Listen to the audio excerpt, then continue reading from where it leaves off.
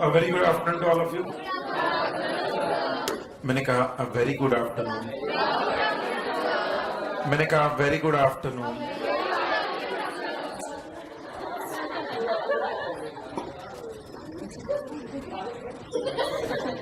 तो हम लोगों ने कल स्पेशल कॉन्ट्रैक्ट्स का डिस्कशन जो था वहां पर हम एंड किया था हम लोगों ने. We had completed contract of indemnity, guarantee and contract of bailment. हमारा आधा हुआ था, करेक्ट? कॉन्ट्रैक्ट ऑफ बेलमेंट के हमने 6 ड्यूटीज ऑफ बेली देखे थे. टू बी प्रिसाइज हमने सेक्शन 148 बेलमेंट का डेफिनेशन देखा था. हमने gratuitous bailment, non gratuitous bailment में डिफरेंस देखा. 6 ड्यूटीज ऑफ बेली देखे थे. उन 6 ड्यूटीज ऑफ बेली के बाद there are some 4 to 5 duties of bailor. Bailor की भी ड्यूटीज है.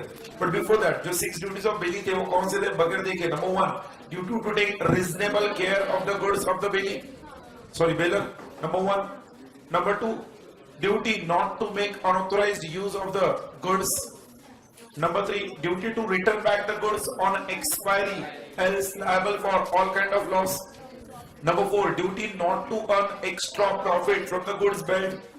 Number 5, duty not to set up adverse title or wrong title on the goods. Number 6, duty not to mix the bailor's goods with his own goods. उस mixture का composition देखा था. Mixture is done with the consent of baler, without the consent of baler and all that. Clear है? जैसे baler के बेली के duties है वैसे बेलर के भी ड्यूटीज है.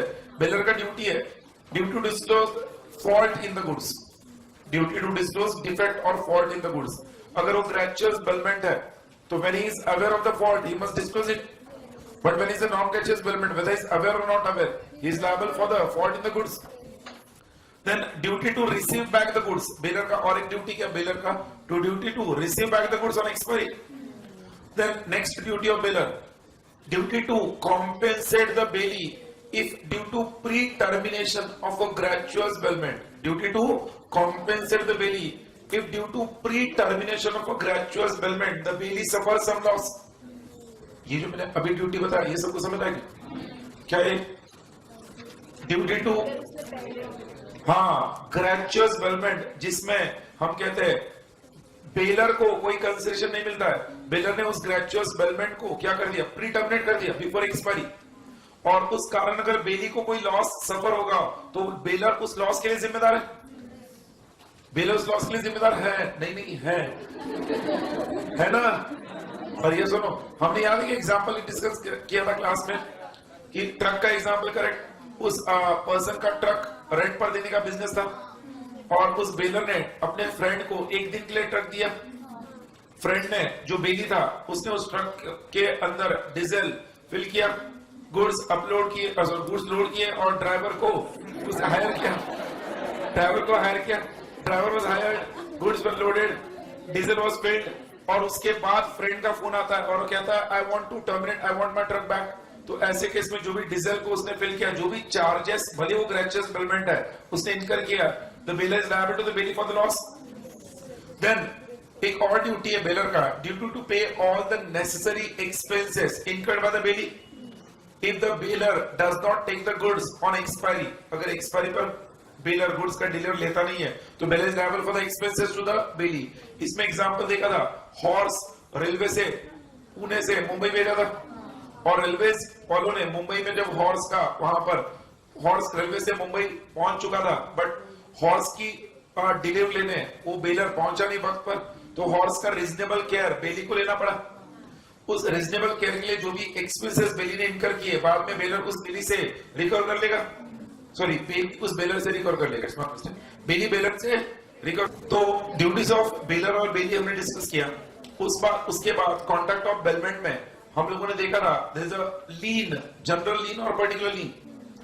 कॉन्ट्रैक्ट ऑफ बेलमेंट में हमने पढ़ा था अगर जनरल लीन की, पर्टिकुलर लीन की मैं बात करूं, particular lien is always charge for the labour और skill expended by the bailee on the goods. Particular lien के अंदर हम कहते हैं एग्जांपल रॉ डायमंड पॉलिशिंग किया, उस रॉ डायमंड को हम कहते हैं जो सर्विस चार्जेस, जो चार्जेस लेबर चार्जेस, वो जब फ्रेंड से उसने कॉल किए, इन दैट केस वो कौन सा लीन था? पर्टिकुलर लीन. फ्रेंड ने चार्जेस देने से मना कर दिया, the person can keep a particular lien on that particular raw diamond, even though the price of the diamond is very high as compared to the charges. फिर second example the car servicing, particular lien अगर आप car servicing के लिए देते हो और आपकी car के सर्विसिंग चार्जेस मान लो उस वक्त आपके पास नहीं थे, आपने कहा मैं बाद में सर्विसिंग चार्जेस देता हूँ, the garage owner can keep the car lien mark on the car, he can say first pay the charges then take the car. So right of particular lien किसके पास है? बेली के पास. Then is the right of general lien. General lien can be exercised on any goods. General lien can be exercised on any goods which are in possession of the bailey.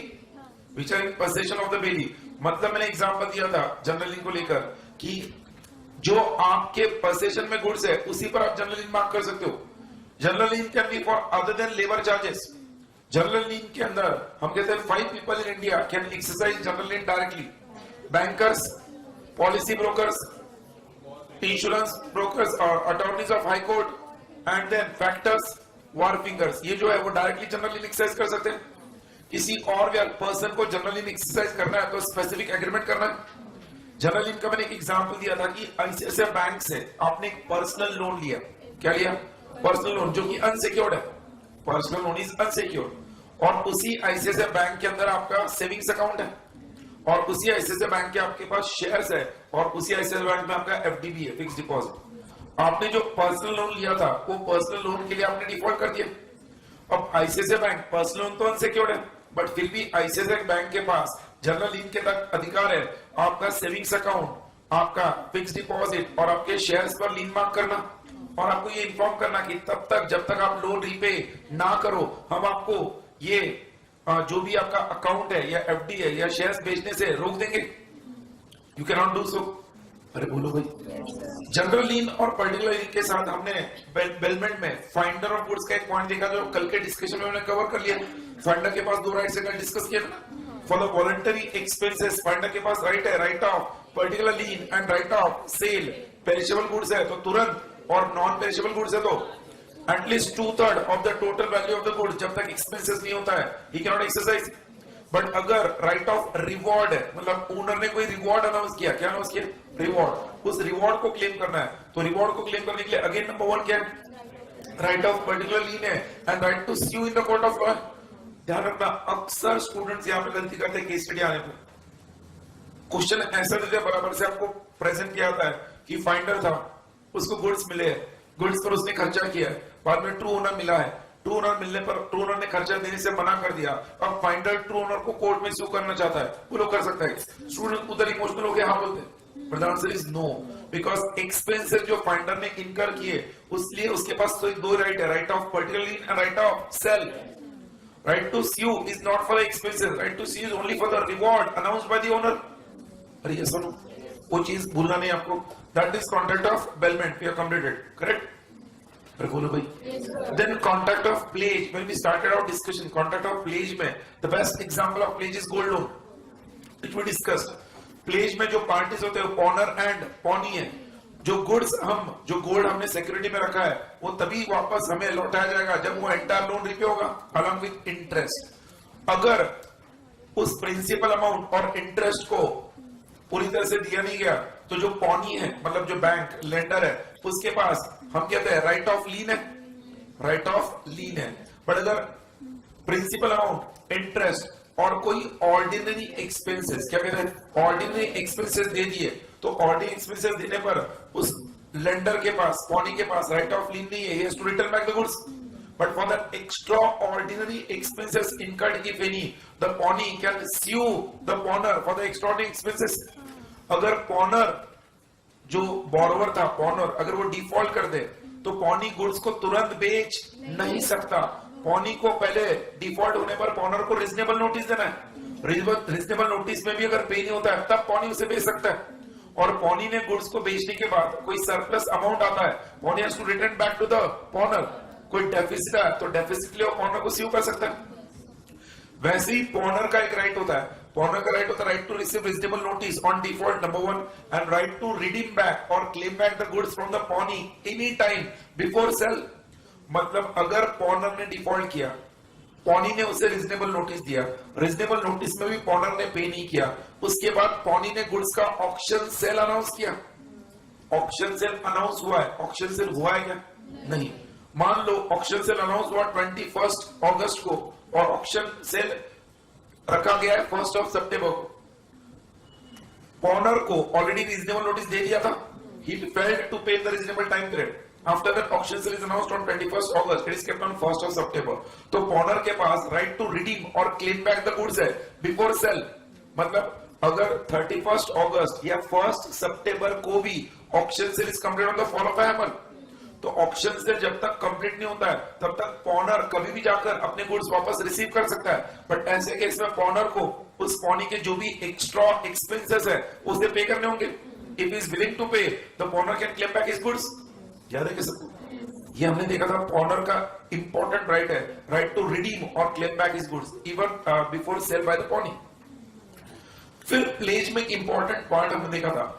Usually मतलब normally pledge कौन करता है? जो goods का owner होता है वही pledge कर सकता है। But pledge में हमने concept देखा था pledge by non-owner, मतलब यहाँ पर non-owner pledge कर रहा है फिर भी वो pledge valid है। Normally pledge करने वाला व्यक्ति owner होता है, तो नॉन ओनर प्लेज कर रहा है तब भी वैलिड है। ऐसे 3 एक्सेप्शंस हैं, 3 सिचुएशंस है जहां पर नंबर 1 हमने देखा था एक पर्सन का उस गुड्स को जिस गुड्स को उसने प्लेज किया था उस गुड्स में उसका कोई इंटरेस्ट है, तो जितना उसका इंटरेस्ट है उस इंटरेस्ट तक अगर वो प्लेज कर देगा तो in that case the pledge is valid. जिसमें हमने देखा प्लेज बाय पर्सन हैविंग, बोलो, having limited interest in the goods, pledge by person having limited interest in the goods. जिसमें मैंने एग्जांपल आपको दिया था, मान लो ए ने गुड्स बी के पास प्लेज किए थे, A is a pawnor, B is a pawnee, और मान लो ए ने बी के पास ज्वेलरी प्लेज की थी,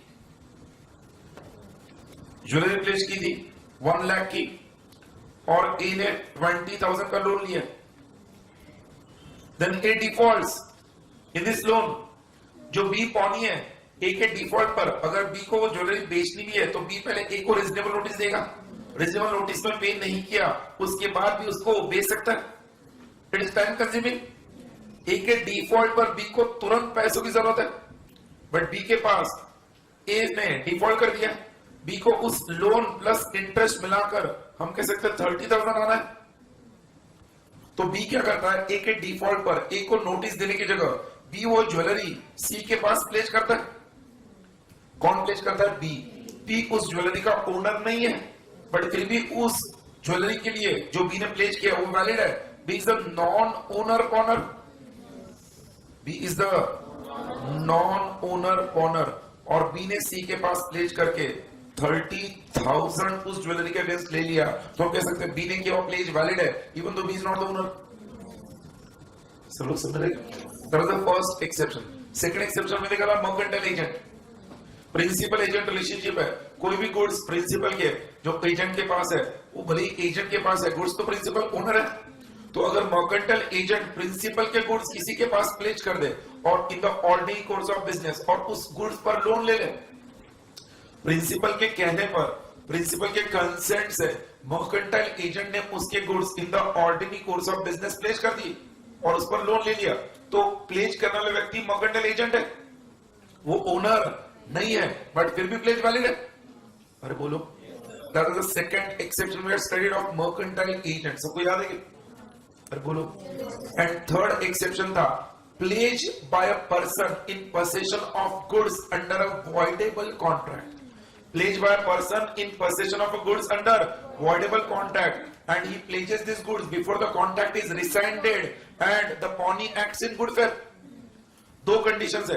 अगर एक पर्सन के पास कुछ गुड्स ऐसे हैं जो एक वॉइडेबल कॉन्ट्रैक्ट के तहत उसके पास गुड्स आए, जिसमें मैंने कोर्शन का एग्जांपल दिया था कि शाहरुख खान सलमान खान का एग्जांपल याद है क्या, जिसमें सलमान ने शाहरुख से कोर्शन से वो डायमंड्स ले लिए थे, और डायमंड्स लेकर सलमान जो पढ़ा लिखा गुंडा था, सलमान ने उन डायमंड्स का डॉक्यूमेंट ऑफ टाइटल भी अपने पास रखा था, और बाद में सलमान वो डायमंड्स और डॉक्यूमेंट टाइटल लेकर बैंक के पास गया और उसने शाहरुख को कहा था तुम्हें घर में रहना, और बैंक के पास सलमान ने उन डायमंड्स को प्लेज किया, बैंक ने उस डॉक्यूमेंट टाइटल पर सलमान का नाम देखा, bank took that in good faith.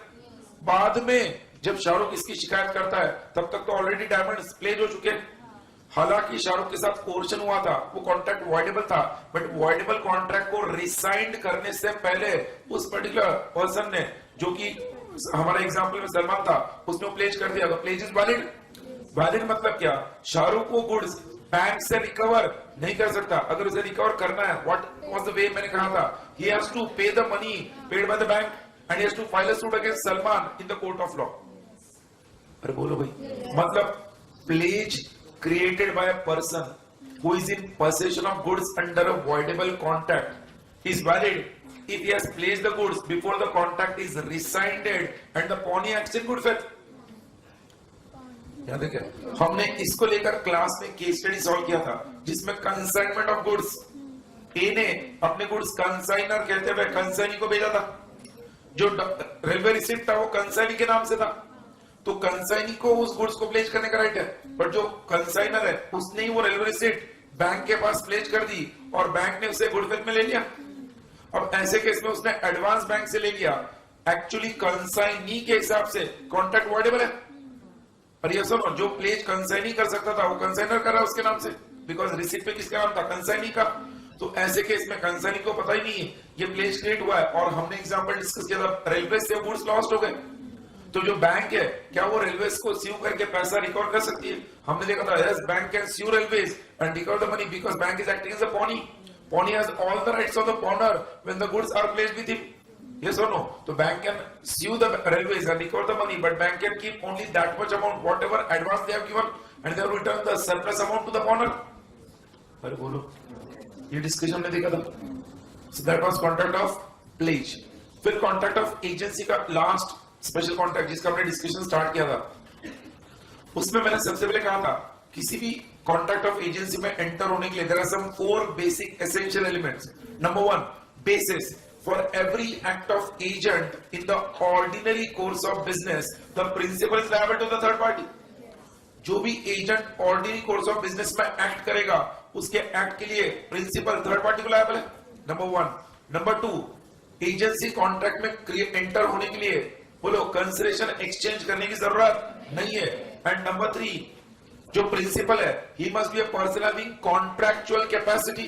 Then number 4, agent can be any person, agent can be any person, even a minor और person of unsound mind can be an agent.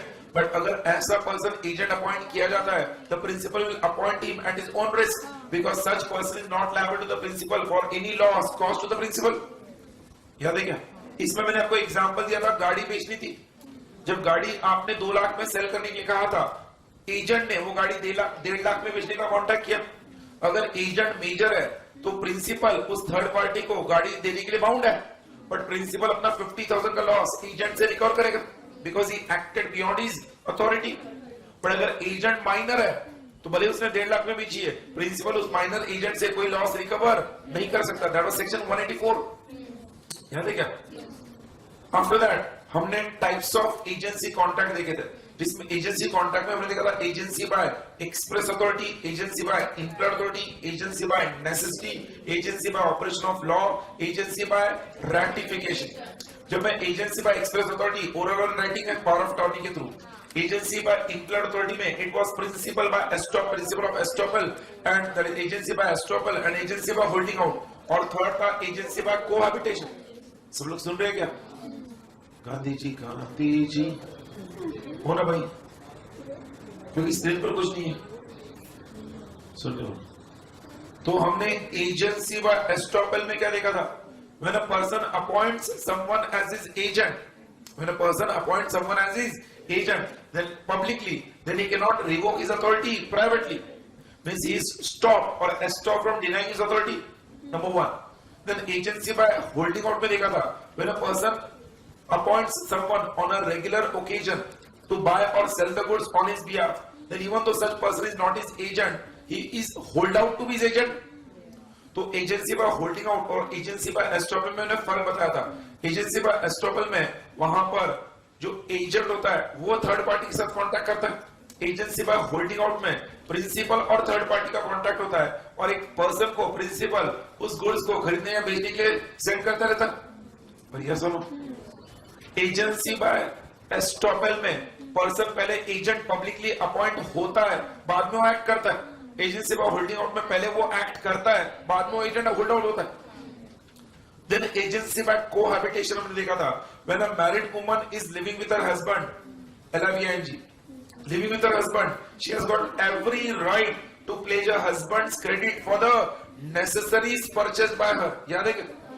जो भी necessaries purchased by her, तो she has a right to pledge the credit of her husband for the necessaries purchased by her. I hope you understand. फिर हमने उसमें देखा था agency bye next necessity था, उसमें मैंने एक पॉइंट कहा था, when a married woman is not living with her husband, she has got every right to pledge her husband's credit, in this case also for the necessaries purchased by her, but it will be agency by necessity because the married woman is not living with her husband but not divorced yet, so she can still use her husband's name. और उस agency by necessity में कुछ qualifying conditions है, वो हमने वहां पर discuss किए थे. एजेंसी बाय नेसेसिटी के बाद था agency by operation of law, जिसमें हमने देखा था when a person by death, lunacy और इंसॉल्वेंसी, तो उसका जो लीगल रिप्रेजेंटेटिव, जो हम कह सकते हैं नॉमिनी जो होता है, वो उस केस में उसके डेब्ट्स के लिए लायबल है. He is automatically hold out to be his agent and is bound by law to pay to the extent of estate received by. अरे बोलो, जो एक लास्ट एजेंसी का टाइप था एजेंसी बाय रैटिफिकेशन, वो बड़ा इंपॉर्टेंट था, मैंने डिस्कस किया था. In agency by ratification what happens when someone acts on your behalf without your knowledge and later on for his act you give ratification, that person is held out to be your agent by ratification. उसमें example दिया था दो भाइयों के case में, वो एक भाई अपने दूसरे भाई का फ्लैट किराए पर देता है उसके नॉलेज के बगैर, एंड लेटर ऑन जो रेंट आता है वो अपने भाई को रेंट जब हैंडओवर करता है, उस भाई ने उस वक्त रेंट एक्सेप्ट कर लिया, तो वो फर्स्ट मतलब जो ब्रदर रेंट पर देता है उसने जो रेंट का एग्रीमेंट किया है वो इस भाई पर ऑटोमेटिकली बाइंडिंग होता है, because that brother becomes agent by ratification. उस एजेंसी by ratification में कुछ रूल्स थे. Rule number 1, ratification can be made only by the person who has an authority or who is the real owner. Number 2, ratification for a part act cannot be done, even if it is done for the part act, it will amount to ratification for full. Then number 3, a valid ratification will relate back from the date of will relate back to the date of actual contract. Then yes or no, ये तीन rules देखे थे. Number 4, if any other party whose title is materially defective, if that person ratifies, then the ratification is not valid. ऐसे 4 rules थे ratification में. Clear है? Yes, sir. उसके बाद कॉन्ट्रैक्ट ऑफ एजेंसी में हमने देखा था एजेंट की अथॉरिटी क्या होती है. एजेंट की authority in the normal course of business और in emergency. In usual cases agent can act in the ordinary course of business for all the we can say agent can act in the ordinary course of business for all the powers given by the principal. In emergency, agent can act beyond his authority, provided he acts as a man of ordinary prudence who acted in his own case. तो emergency situation में अगर agent अपनी authority के बाहर जाके act करता है, he will have to prove that he acted as a man of ordinary prudence. उसके बाद हमने देखा था notice to agent is notice to principal. Agent के नाम से बोले नोटिस दिया, it is notice to principal. After that we had discussed normal case में कॉन्ट्रैक्ट ऑफ एजेंसी में एजेंट के हर एक्ट के लिए प्रिंसिपल लायबल होता है, बट ऐसे कुछ एक्सेप्शंस है जहां पर एजेंट के उस एक्ट के लिए एजेंट खुद लायबल है, प्रिंसिपल लायबल नहीं है. पर्सनल लायबिलिटी ऑफ एजेंट, जिसमें हमने देखा था अगर फॉरेन सोवरिन फॉरेन प्रिंसिपल है, या फिर एजेंट ने कोई फ्रॉड किया है, या फिर अनडिस्क्लोज्ड प्रिंसिपल है, या प्रीटेंडेड एजेंट है, या फिक्टिशियस प्रिंसिपल है, या फिर एजेंट ने जो ट्रांजैक्शन किया है वो प्रिंसिपल के लिए डिसएडवांटेजियस है, या डिसऑनेस्ट डीलिंग किया है प्रिंसिपल की बिहाफ पर. प्रिंसिपल को ये पता चलने पर प्रिंसिपल वो पूरा ट्रांजैक्शन रिसाइन कर देता है और एजेंट को मिला हुआ सारा बेनिफिट एजेंट से क्लेम करता है, तब भी उस केस में एजेंट पर्सनल लायबल है. याद है when the agent acts disadvantageously or dishonestly on behalf of the principal and which is not in favor of the principal has an authority to rescind the entire contract and claim from the agent all the benefit received by the agent. उसमें example वो flat खरीदने का देखा था. जब agent 1 crore का flat किसी nominee के नाम से 1.5 करोड़ में खरीदता है और वही फ्लैट फिर प्रिंसिपल को 1 करोड़ 7 लाख में बेचता है. प्रिंसिपल को इसके बारे में पता नहीं होता है कि एजेंट ने कोई सीक्रेट प्रॉफिट अर्न किया 50 लाख का. प्रिंसिपल उसे गुड फेथ में मान लेता है कि उसने 1.5 करोड़ में खरीदा था. तो प्रिंसिपल को पता चलने पर कि एजेंट का यह ट्रांजैक्शन डिसएडवांटेज और डिसऑनेस्ट है, प्रिंसिपल को कॉन्ट्रैक्ट रिसाइड करके 50 लाख का सीक्रेट प्रॉफिट प्लस 10 लाख का जो एजेंट ने डिस्क्लोज प्रॉफिट किया था दोनों उससे रिकवर करेगा, प्लस एनी कमीशन पेड वो भी रिकवर करेगा. फिर उसमें था agency coupled with interest. Agency coupled with interest जो कि इंपॉर्टेंट कंसेप्ट है। हमने देखा नॉर्मल कोर्स में व्हाट हैपेंस, हम कहते हैं एक एजेंट प्रिंसिपल के एक्ट के लिए लायबल होगा, सॉरी ये प्रिंसिपल एजेंट के एक्ट के लिए लायबल होगा। But agency coupled with interest में होता क्या है, एजेंट को मतलब कोई पर्सन है, any person has a subject matter और any person has interest in matter and he becomes agent due to that particular interest, तो he becomes agent coupled with interest। मतलब अगर एक पर्सन किसी पर्सन दूसरे व्यक्ति का एजेंट नहीं है, उसे उस दूसरे व्यक्ति का वो लेंडर है, बट बोरोवर ने डिफॉल्ट किया लेंडर को देने के लिए। लेंडर उसे सूट फाइल करने का धमकी देता है। बोरोवर कहता है मेरे पास कोई पैसा नहीं है, मेरे पास प्रॉपर्टी है, तुम चाहो तो ये प्रॉपर्टी बेच सकते हो और तुम्हारा पैसा रिकवर कर सकते हो। लेंडर सोचता है पैसा आने से रहा, let us sell the property and recover the money। Lender उस केस में प्रॉपर्टी बेचने के लिए एजेंट बन जाता है, तो लेंडर का इंटरेस्ट उस प्रॉपर्टी में क्या हो जाता है, सब्जेक्ट मैटर के अंदर आ जाता है। तो the lender becomes now agent and agent coupled with interest. एक बार एक person agent coupled with interest बन गया, then his authority cannot be revoked even by the death or insanity of the principal। Agency coupled with interest में उस particular transaction के अंदर अगर वो सही नहीं हुआ तो एजेंट खुद पर्सनल लायबल है, बिकॉज एजेंट की ड्यूटी होती है now in that case to deal properly. अरे बोलो सबको याद है? ऐसे वो अलग अलग सर्कमस्टेंसेस देखे थे। देन इट वाज सब एजेंट एंड सब्स्टिट्यूटेड एजेंट, जिसमें मैंने कहा था सब एजेंट का एजेंट तो प्रिंसिपल है, ओरिजिनल एजेंट है और सब एजेंट है। अगर सब एजेंट को अपॉइंट करने के लिए ओरिजिनल एजेंट ने दो बातें होगी, एक तो प्रिंसिपल का कंसेंट लिया है या प्रिंसिपल का कंसेंट नहीं लिया है। ओरिजिनल एजेंट ने सब एजेंट को अपॉइंट करने के लिए प्रिंसिपल का अगर कंसेंट लिया है तो सब एजेंट के एक्ट के लिए प्रिंसिपल थर्ड पार्टीज को लायबल है। बट अगर ओरिजिनल एजेंट ने सब एजेंट को अपॉइंट करने के लिए प्रिंसिपल का कंसेंट नहीं लिया है तो ऐसे केस में प्रिंसिपल थर्ड पार्टीज को लायबल नहीं है, ओरिजिनल एजेंट थर्ड पार्टीज को एंड प्रिंसिपल को दोनों को लायबल है। ओरिजिनल एजेंट इस केस में थर्ड पार्टीज एंड प्रिंसिपल का दोनों का नुकसान के लिए लायबल है। डेफिनेटली इस केस में वो एजेंट से रिकवर किया जाएगा। याद है सब एजेंट कंसेप्ट वैसे था, concept substituted agent. What happens in substituted agent, when the original agent appoints on his behalf some other person as a substitute, some other person on his behalf to recover any debt or liability for the principal, the person appointed becomes a substituted agent।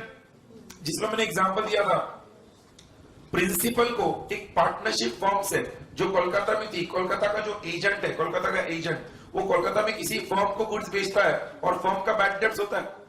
Principal जो पुणे का था वो कोलकाता के agent को कहता है मुझे पैसा चाहिए हर हाल में। कोलकाता का एजेंट कोलकाता में एक लॉयर को जो लीगल एडवाइजर काफी रेप्यूटेड है उसको रिकवरी के लिए अपॉइंट करता है। ये लॉयर अपॉइंट होता है कोलकाता के एजेंट से, but lawyer substitutes the Kolkata agent for recovery of debts from the firm. उस लॉयर की फीस वो प्रिंसिपल फ्रॉम पुणे बेयर करेगा। हम कहते हैं सब्स्टिट्यूटेड एजेंट और प्रिंसिपल में doctrine of privity of contract होता है, correct. Substituted agent will act on behalf of the principal, but sub agent तो ओरिजिनल एजेंट के बिहाफ पर एक्ट करता है। सब्स्टिट्यूटेड एजेंट की फीस प्रिंसिपल बेयर करेगा। जब नोटिस वो सेंड करेगा तो प्रिंसिपल के नाम से सेंड करेगा। ऐसा हमने सब्स्टिट्यूटेड एजेंट देखा था, जिसको लेकर अलग से एग्जाम में डिस्टिंक्शन आ सकता है, डिस्टिंक्शन बिटवीन सब एजेंट एंड सब्स्टिट्यूटेड एजेंट मैंने डिस्कस किया था। Then the last point in contract of agency was termination of agency। Agency contract terminate कब होता है?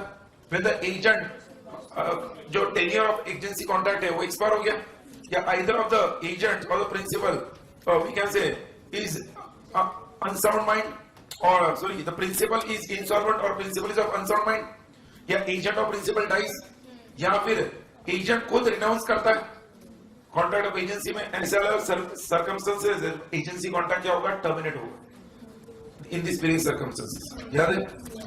we'll discuss the entire special contract. I hope it is clear. I give you 1 minute if you want to ask anything specific in that.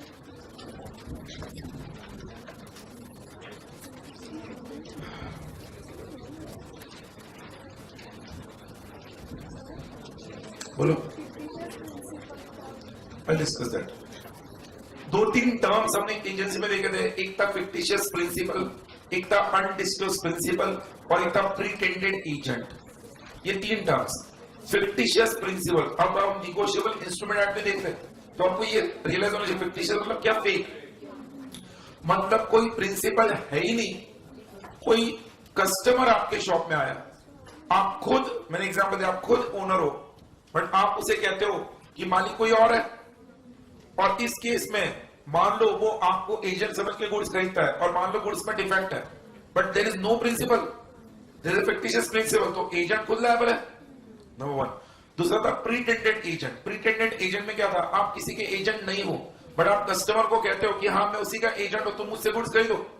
अब ऐसे case में आप agent authorise हो ही नहीं तो कस्टमर उस प्रिंसिपल को लायबल नहीं कर सकता, कस्टमर आपको ही लायबल करेगा, एजेंट को। And there was undisclosed principal, मतलब आप किसी के एजेंट हो बट आपने खुद को प्रिंसिपल बता दिया, तो ऐसे केस में कस्टमर आपको ही प्रिंसिपल मान बैठा है, वो आपको स्यू करेगा। वो इसमें था फिक्टिशियस प्रिंसिपल में, वो जो वर्गनी गणपति वर्गनी जब वो लेने आया था तो मालिक वहां पर था, होता है मैं तो नौकर हूं, मालिक कोई और है। Anything else? Question has been asked, escrow account जो ओपन किया गया किसी एक पर्टिकुलर ट्रांजैक्शन में, जो नॉर्मली मैं कहूंगा जो प्रॉपर्टी के ट्रांजैक्शंस होते हैं या बड़े बड़े कॉन्ट्रैक्ट जो होते हैं उसमें एस्क्रो अकाउंट ओपन होता है जहां पर रिस्क और सिक्योरिटी देना पड़ता है। तो हिज क्वेश्चन इज, जो एस्क्रो अकाउंट ओपन होता है क्या वो कंटिन्यूइंग गारंटी होगा क्या? देखो, escrow account is for that particular transaction period, so till the entire transaction doesn't get executed escrow account will continue. अगर वो ट्रांजैक्शन कैंसिल हो गया तो एस्क्रो अकाउंट विल बी, मतलब escrow account will be closed. मतलब एक business transaction के point of view से मैं कहूंगा एस्क्रो मतलब क्या, एक सिक्योरिटी के तौर पे दिया था, स्पेशल सिक्योरिटी। मैंने एक एग्जांपल दिया था आपको शायद एस्क्रो निगोशिएबल इंस्ट्रूमेंट में ट्रम्प टॉवर का, कि जब आपको फ्लैट खरीदना है तो उस केस में एक एस्क्रो अकाउंट ओपन करके आपको पहले उस अकाउंट के अंदर 1 लाख 2 लाख डिपॉजिट करना होता है, तब जाके आप वो फ्लैट देख सकते हो।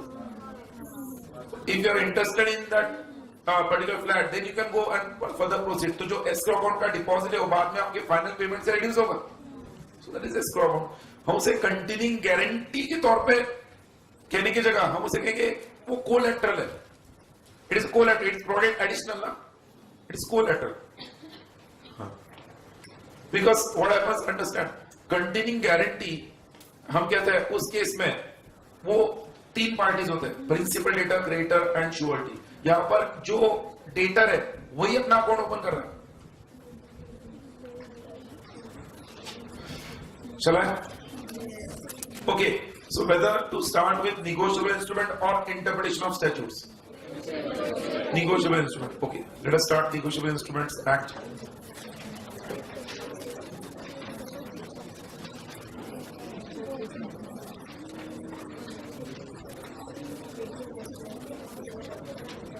दोस्तों, जैसे जैसे मुझे चीजें निगोशिएबल इंस्ट्रूमेंट एक्ट में याद आती है, पहले मैं वो लिख रहा हूं, आप भी चाहो तो मैं चाहूंगा इस रिवीजन में आप भी पार्टिसिपेट हो जाओ। निगोशिएबल इंस्ट्रूमेंट एक्ट की जो कंसेप्ट अभी मैं बता रहा हूं, इस कंसेप्ट से आप निगोशिएबल इंस्ट्रूमेंट एक्ट बहुत कम समय में रिवाइज करा सकते हो। और मैं कहूंगा निगोशिएबल इंस्ट्रूमेंट एक्ट को लेकर हमने जब डिस्कशन स्टार्ट कर रहा है, सबसे पहले meaning of the term negotiable instrument देखा था। उसका मतलब क्या है? A document in writing which is transferable by delivery और बाय एंडोर्समेंट एंड डिलीवरी। जब वो डिलीवरी से ट्रांसफर होता है तो वो इंस्ट्रूमेंट क्या होता है? बेरर इंस्ट्रूमेंट होता है। और जब वो एंडोर्समेंट और डिलीवरी से ट्रांसफर होता है वो कौन सा होता है? ऑर्डर इंस्ट्रूमेंट होता है। निगोशिएबल इंस्ट्रूमेंट इंडिया में 3 ही टाइप्स के, bill of exchange, promissory note और चेक। उसके बाद निगोशिएबल इंस्ट्रूमेंट के कुछ इंस्ट्रूमेंट, निगोशिएबल इंस्ट्रूमेंट के कुछ कैरेक्टरिस्टिक फीचर्स है। उसमें पहला फीचर है the negotiable instrument is transferable infinite times and it is freely transferable. Infinite times before maturity and freely transferable. Number 2, a negotiable instrument which is defective gets cleansed from all defects when it passes to the hands of a holder in due course. Number 3, holder in due course has a right to file suit if the negotiable instrument is dishonored. Then number 4, all the remaining things like date, consideration, stamp, time of transfer, then date of maturity are presumed to be existing on the negotiable instrument unless otherwise specified.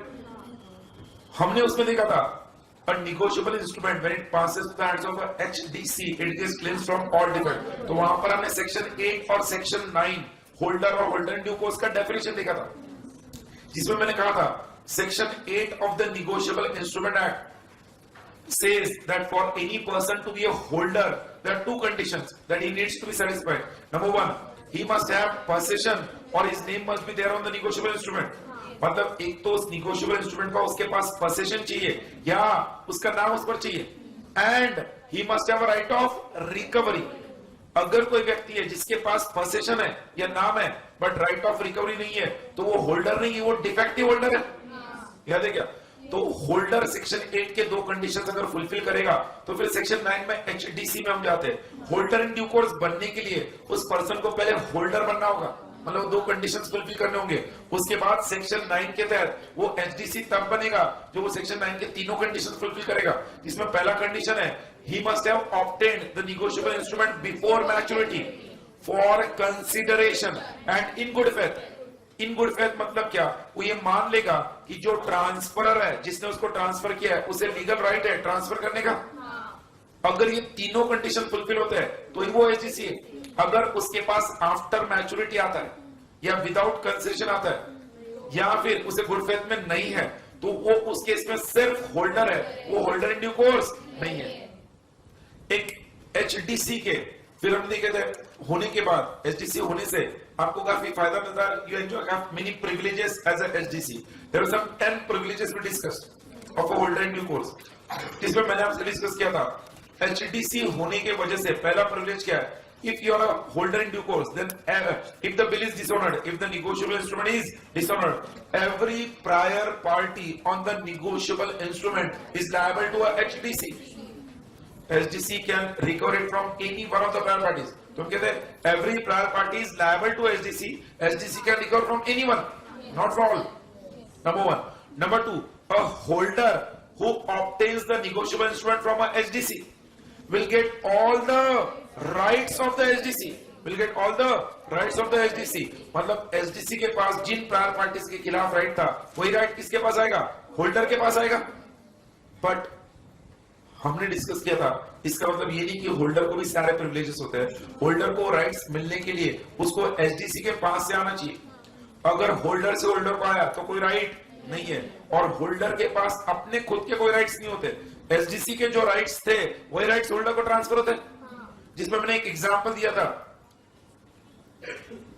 ए ने bill draw किया B के ऊपर, B ने accept करके ए को दिया, ए ने आगे वो बिल सी को दिया, सी ने आगे वो बिल डी को दिया, डी ने आगे वो बिल ई को दिया, ई ने आगे वो बिल एफ को दिया, एफ ने आगे वो बिल जी को दिया। क्या देखा? जी इज एचडीसी। मैंने कहा था मैच फर्स्ट प्रिविलेज जी अगर बी के पास जाता है बी डिफॉल्ट करता है, G can recover from any one of the prior parties. Second privilege मैंने कहा था अगर ड्यू डेट से पहले, इस बिल के ड्यू डेट से पहले जी अगर वो बिल आगे एच को एंडोर्स कर देता है गिफ्ट में तो H is only a holder.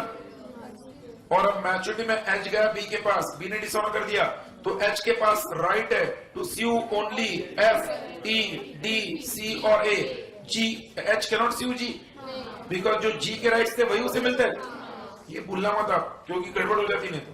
सबको क्लियर है? फिर हमने इसमें देखा था मान लो सी ने डी को गिफ्ट में दिया और ई ने भी एफ को गिफ्ट में दिया तो हम कहते हैं in this case no prior party, क्या कहते हैं? No prior party can defend himself. No prior party can defend himself. हमारे एग्जांपल में कौन है?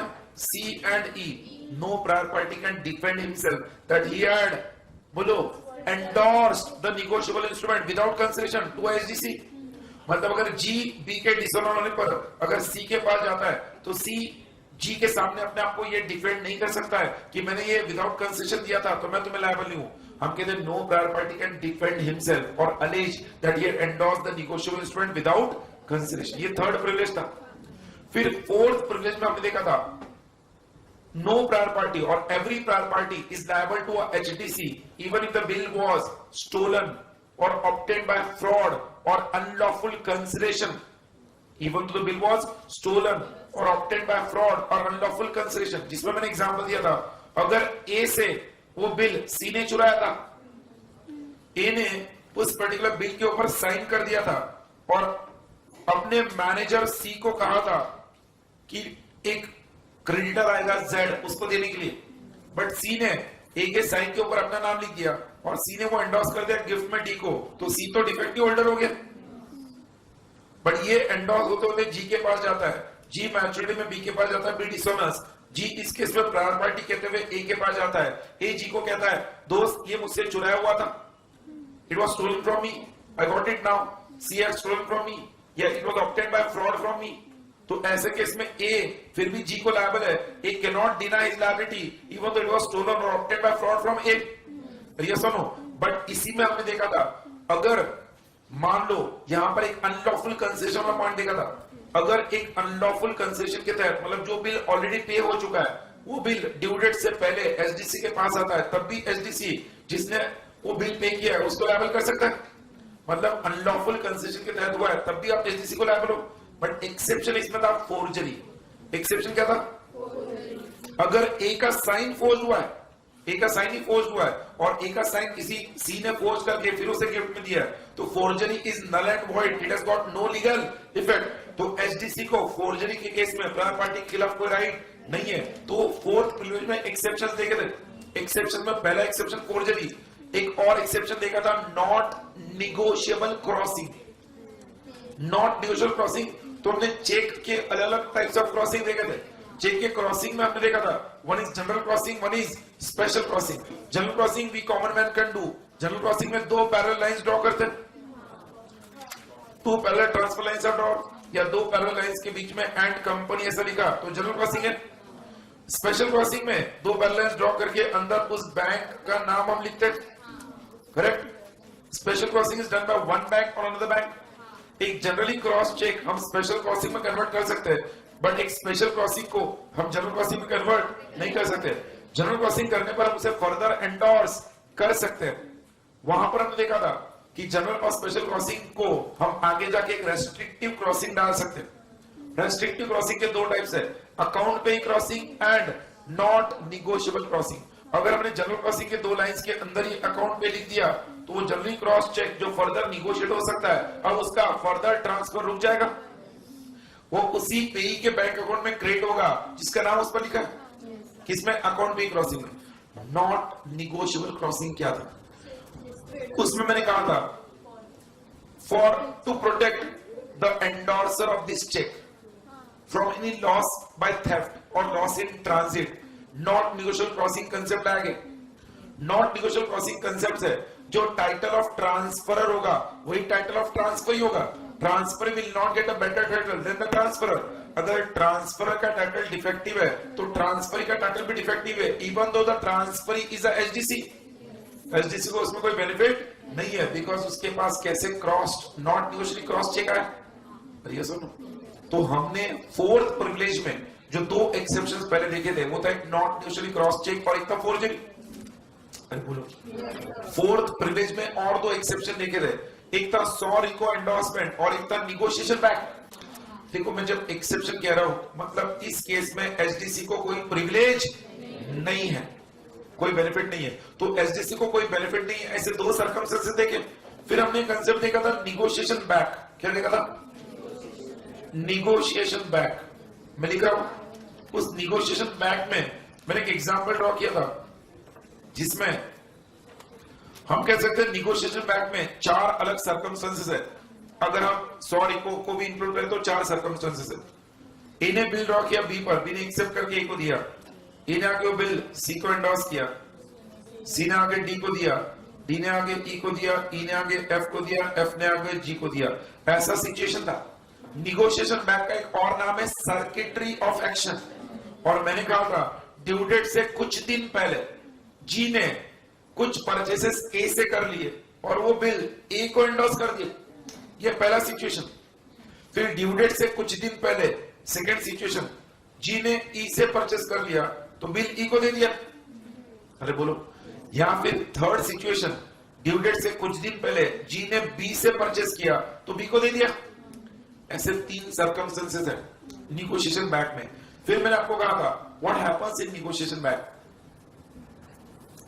जिस पर्सन के पास ड्यू डेट पर बिल है, अगर उसके पास निगोशिएशन बैक होकर वो बिल आया है तो सबसे पहले निगोशिएशन बैक का पहला रूल आता है वो व्यक्ति उस बिल पर जिन प्रायर पार्टीज को पहले लायबल था, अब वो उन प्रायर पार्टीज को लायबल नहीं कर सकता है। मतलब क्या, फर्स्ट सिचुएशन में ए अगर जाता है बी के पास, बी डिसऑनर करता है, तो ए भले ही इस केस में एचडीसी था, बट ए अगर प्रायर पार्टी के तहत जी के पास जाने लगे तो जी के प्रायर पार्टी में ए भी आता है। तो द लॉ सेज आप पहले जिनको लायबल थे उनको आप लायबल नहीं कर सकते। और ये सुनो, a person to whom negotiation back has been done, that person to whom he was previously liable, he can not make those parties liable. तो हमारे इस एग्जाम्पल में ए किसी को भी लायबल नहीं कर सकता बी के डिसऑनर होने पर। और ये सुनो, सब लोग है क्या?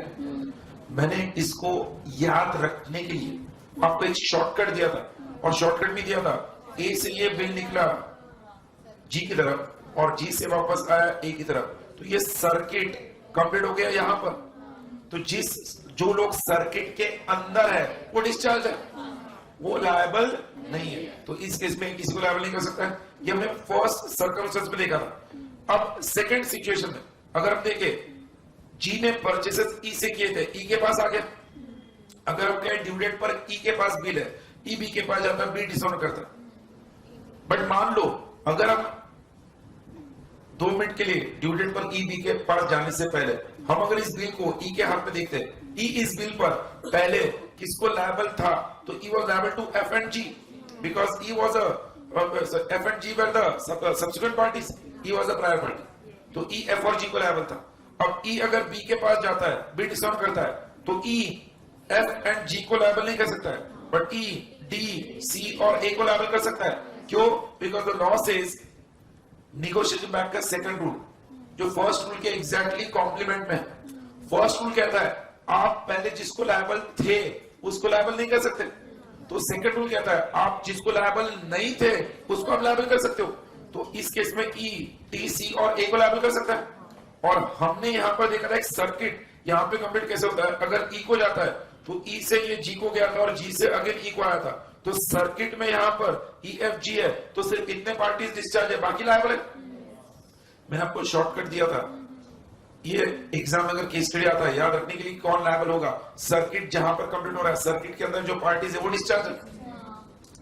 देन थर्ड सिचुएशन मैंने डिस्कस किया था, उसमें कहा था कि मान लो ड्यू डेट से कुछ दिन पहले जी ने बी से परचेस कर लिया और बी को दे दिया, तो यहां पर सर्किट तो पूरा कंप्लीट हो गया, तो in that case the entire negotiable instrument is discharged. याद है ये 3 सर्कमस्टेंसेस नेगोशिएशन बैक के थे।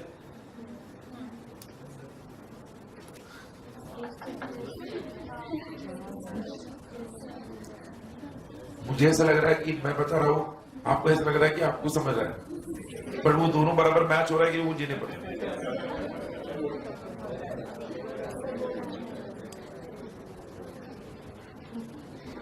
पक्का समझ रहा है सबको? याद है आपको? देन इसमें एक फोर्थ पॉइंट हमने देखा था, सॉरी को एंडोर्समेंट। क्या था? सबसे पहले मैंने सॉरी को एंडोर्समेंट का मीनिंग बताया था। What is saw? विदाउट। रिको मतलब लायबिलिटी। तो एक पर्सन जब उस निगोशिएबल इंस्ट्रूमेंट एक्ट के तहत जो एंडोर्समेंट करता है, उस एंडोर्समेंट में सॉरी को लिखकर एंडोर्समेंट करेगा, तो वो एंडोर्सर को ये बता देगा, कन्वे करेगा, इस बिल का अगर ड्यू डेट पर डिसऑनर होता है तो मैं तुमको या किसी और पार्टी को लायबल नहीं हूं, अगर तुम्हें मंजूर है तो एक्सेप्ट करो। तो endorser is not liable to the endorsee and any subsequent endorsees from him, sorry को एंडोर्समेंट लिखने के बाद। तो हमने देखा था इसी केस में, अगर पहले केस में ए ने सी को एंडोर्स करते वक्त सॉरी को लिखा होता, अरे बोलो भी, और ऐसे केस में ड्यू डेट से पहले जी ने ए को दिया होता बिल, अब निगोशिएशन बैक ए के पास हुआ है, तो वेट अ मिनट, आपको पहले देखना है ए इस बिल पर पहले किसको लायबल था, ए किसी को लायबल नहीं था, ए किसी को लायबल नहीं था बिकॉज ए ने सॉरी को लिखा था, और अब ए बी के पास गया, बी ने डिसऑनर किया। ए अगर किसी को लायबल नहीं था, ए सबको लायबल कर सकता है, सबको मतलब किसी को भी लायबल करके रिकॉर्ड कर सकता है। सब लोग हैं? बट मान लो मैंने एग्जांपल फिर सेकंड सिचुएशन में दिया था, अगर ई ने सॉरी को लिखा होता, ई ने सॉरी को लिखकर आगे दिया था और जी ने ई को दिया था, तो ई एफ और जी को भी लायबल नहीं था, डी सी ए को भी लायबल नहीं, और ई बी के पास जाता बी डिसऑनर करता है, तो इस केस में E has a right to recover from all the subsequent parties as well as the prior parties. Sorry को एंडोर्समेंट लिखने की वजह से आपकी लायबिलिटी और आपका अधिकार, आपका right towards subsequent parties as well as prior parties बना रहता है। ये सॉरी को एंडोर्समेंट का बेनिफिट है। जैसे सॉरी को एंडोर्समेंट एक एक्सेप्शन था, एचडीसी को इसमें कोई बेनिफिट नहीं होता है, वैसे निगोशिएशन बैंक में भी एचडीसी को कोई प्रिविलेज नहीं है। ऐसे वो फोर्थ प्रिविलेज में 4 एक्सेप्शन, चारों डिस्कस किए मैंने। अरे बोलो, क्योंकि वो एंडोर्समेंट सॉरिको के साथ है, तो मैं यहां पर वो एक एंडोर्समेंट डिस्कस कर रहा हूं। प्लीज बी अटेंटिव, मैं रिक्वेस्ट करूंगा। वो एंडोर्समेंट है सॉ फ्री एंडोर्समेंट। एक एंडोर्समेंट था saw free endorsement. What is saw free endorsement? Saw free endorsement में होता क्या है? It is without any expenses, without any expenses. Exam में क्वेश्चन इसको लिखा है distinction between saw RIICO and saw free without any expenses. मतलब जो एंडोर्सर होता है सॉ फ्री एंडोर्समेंट में, वो लिख कर देता है कि भैया इस बिल पर अब कोई एक्स्ट्रा खर्चा होता है तो मैं लायबल नहीं हूं, जितना अमाउंट लिखा है बिल पर उतने के लिए लायबल हूं, उसके ऊपर मैं किसी अमाउंट के लिए लायबल नहीं हूं। नॉर्मली जब बिल डिसऑनर होता है और जो ड्रॉई है उसने डिसऑनर कर दिया, तो जो एचडीसी है वो बिल के अमाउंट के अलावा रिकवरी का जो खर्चा है, रिकवरी का एक्सपेंसेस, वो भी रिकवर कर लेता है, वो भी रिकवर कर सकता है। बट जिस व्यक्ति ने सॉ फ्री एंडोर्समेंट लिखा, वो क्लियरली एक मैसेज दे रहा है, अगर ये बिल डिसऑनर होता है ड्रॉई की तरफ से, तो मैं जितना बिल का अमाउंट है उतने के लिए लायबल हूं, कोई एक्स्ट्रा एक्सपेंसेस के लिए मैं liable. That is saw free endorsement. फिर एक एंडोर्समेंट देखा था फैकल्टेटिव एंडोर्समेंट। कौन सा एंडोर्समेंट था?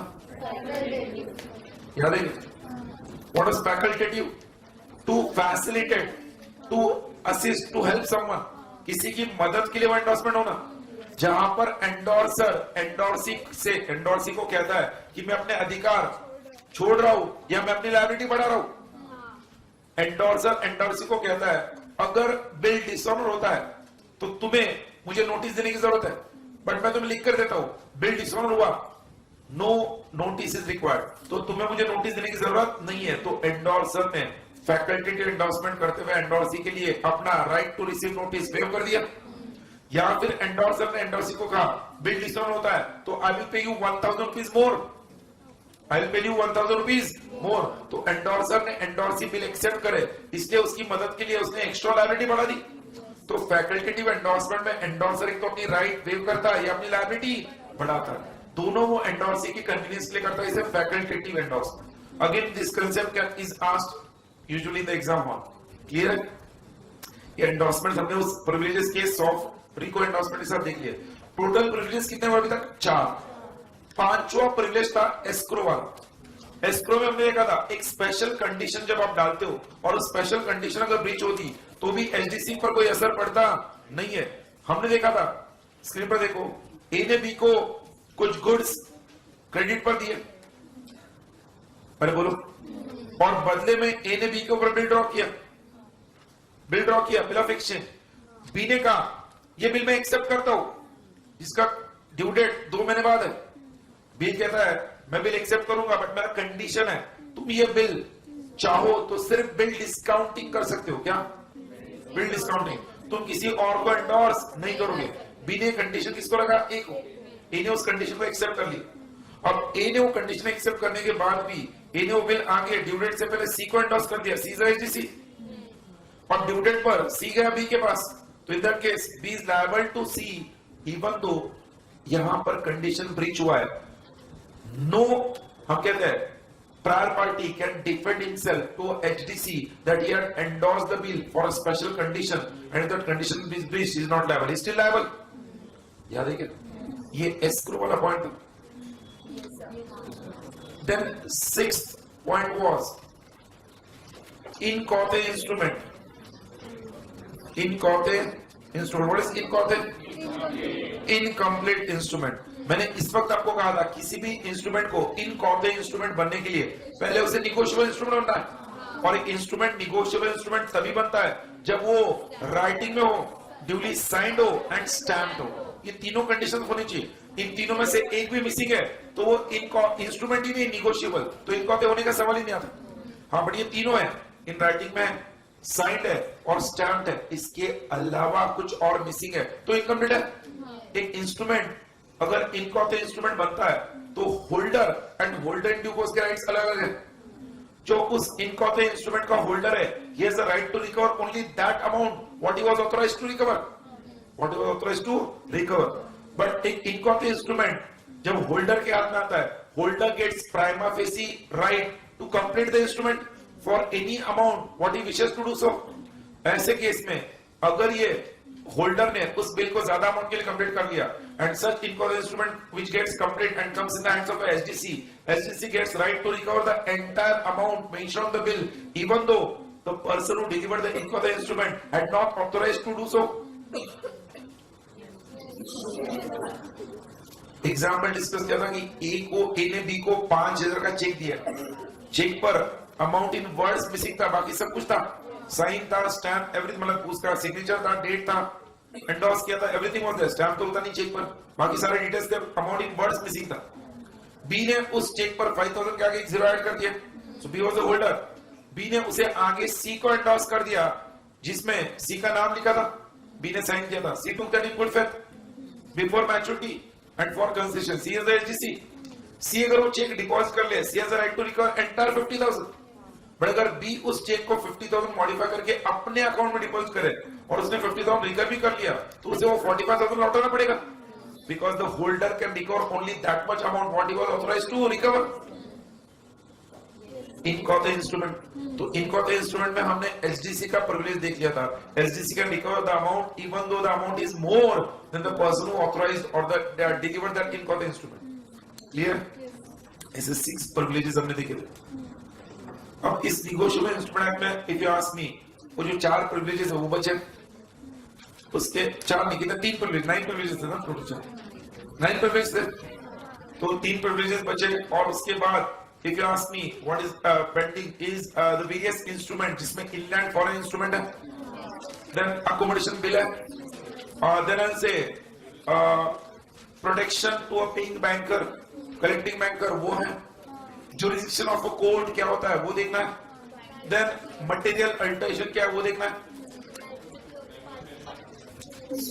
presentment वाला पॉइंट देखना है, liability in case of dishonour of check वो देखना है, और खास करके कंपनीज की तरफ से अगर डिसऑनर हुआ तो उस केस में कौन लायबल होगा वो भी पॉइंट देखना है। ठीक है, so which will discuss in our next session. That's all for the day.